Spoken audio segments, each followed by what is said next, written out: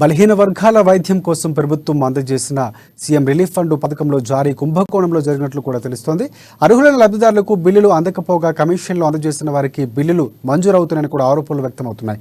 కాగా CM relief fund పథకం విషయంలో తనపై వస్తున్న తప్పుడు ఆ వార్తలను బెల్లంపల్లి మండలం పెద్దబోదకు చెందినటువంటి సురవేలి రాజేశ్వరరావు అనే వ్యక్తి ఖండించారు. సీఎం రిలీఫ్ ఫండ్ విషయంలో తనను నాయకులు డబ్బులు అడిగినట్లుగా తాను చెప్పినట్లుగా వార్తలు వస్తున్నాయని, తాను అలాంటి వ్యాఖ్యలు ఎక్కడా చేయలేదని అన్నారు.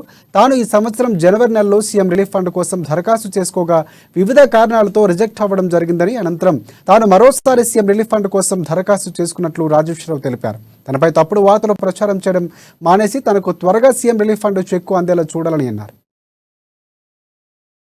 నా పేరు సంతోష్, నంది సంతోష్. మా మిస్సెస్ పేరు నంది స్రవంతి. మాది కాగజ్ నగర్, కొమరంభీం. ఇక్కడ నేను కిరాయి పర్పస్ వచ్చి కొన్ని సంవత్సరాల నుండి, అయితే సట్టల స్రవంతి వాళ్ళ తల్లి వాళ్ళ ఊరు కాబట్టి ఆమె ఇనిషియల్ సట్టల. ఆ సట్టల స్రవంతి అనే పేరు మీద 18,000 నేను బిల్ తీసుకున్నట్టు సీఎం రిలీఫ్ ఫండ్ ఇక్కడ ప్రచారం చేస్తున్నారు. అది అవాస్తవం. ఎందుకంటే మా మిసెస్ గానీ మాకు గానీ ఆరోగ్య సమస్యలు ఎలాంటివి లేవు. అలాంటి బిల్లు ఎప్పుడు లేపలేదు.